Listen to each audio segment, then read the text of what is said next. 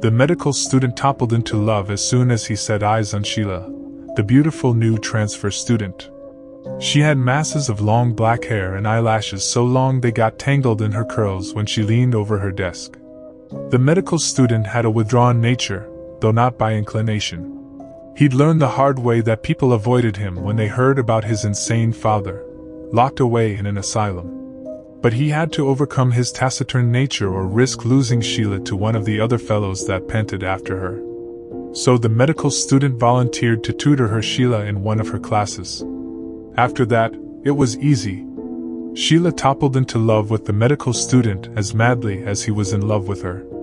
They went everywhere together, hardly bearing to part for classes. The medical student lived in a bubble of joy, until the day he saw Sheila speaking to a good-looking fellow who lived in the same dorm. They were laughing together over something one of their professors had said in history class, and a shaft of sheer jealousy pierced the medical student's gut. How dare she laugh with another man? He confronted his Sheila with her perceived trespass, and she stared at him incredulously. "You're crazy," she said. He winced, reminded of his father, and shouted insults at Sheila until she stalked off in a rage. They made up over dinner, and things were fine for a while, until the medical student saw Sheila borrow a pen from a handsome blonde fellow at the library. That set him off again. They hissed angry words at each other until the librarian kicked them out. The medical student huddled on the narrow bed in his dorm room until black anger gave way to common sense. He called Sheila and apologized. She accepted his apology, and they were back together. The medical student was scheduled to take Sheila to a local dance on Friday night, so he rushed back to the dorm to dress in his best.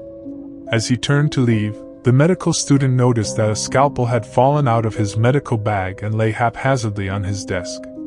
He thrust it carelessly inside the bag and went to pick up his girlfriend and escort her to the dance. The couple had a fabulous evening, dancing and drinking and eating. They left the party around midnight and walked hand in hand back to his dorm room for a nightcap. When they reached the entryway, Sheila veered off for a moment to ask a red-haired fellow from one of her art classes about an assignment that was due the next day. The medical student was instantly filled with gut-gnawing jealousy. When Sheila rejoined him, he hustled her upstairs to his room and shouted, "You flirt with every man you meet, you tramp! You are crazy!" Sheila shouted back, "Stark raving mad!" The boyfriend saw red. "Don't call me mad," he said, his hand groping for the loose scalpel in his medical bag on the desk. When the mist cleared from his eyes, Sheila lay dead at his feet, her throat cut from ear to ear. The whole room was covered with red gore, and her masses of black hair lay in a pool of steaming blood. The medical student's brain went into overdrive. Hide the body. Clean up the blood. Invent an alibi. But first, he stared at the dead girl he had loved so much. Then he knelt beside the body and slowly cut off her face. He wrapped the face carefully in plastic before putting it in his desk drawer.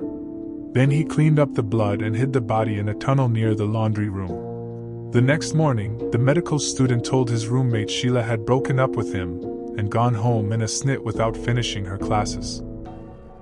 The roommate accepted the story without question and didn't appear to notice the way the medical student peered obsessively inside his desk drawer. The medical student finally tore himself away Sheila's face to attend his 11 o'clock class. When he returned at lunchtime, he found his roommate leaning out of the open window, looking ill. "I think I have flu. I'd best run to the pharmacy and pick up something for it," the roommate said when he came in. "Want me to take a look?" the medical student asked, reach ing for his bag. His roommate turned white. "No, thank you. Don't bother," he gasped, practically running from the room. The medical student shrugged in exasperation, peered into the drawer at Sheila's face, and settled down to work on a paper he had due next week. Downstairs, his roommate was on the phone with the police. The medical student went ballistic when the police came with a warrant to arrest him. They manhandled him out of his chair while a grim-faced officer took a look in the desk drawer. When he saw the dead girl's face, the officer swore violently and vomited on the floor. The medical student was placed in the asylum with his father, who was locked away in a padded room next door. Every day, while his enraged father tried to kill his attendants, the bereft boyfriend wept and stared out the window, seeing Sheila's lovely face in the branches of a nearby tree. The face seemed to sway to the rhythm of his father's fists, as his insane parent pounded and pounded at the walls. Back in the dorm, the ghost of a young girl in a blood-stained dress still floats along the hallways, searching for her face.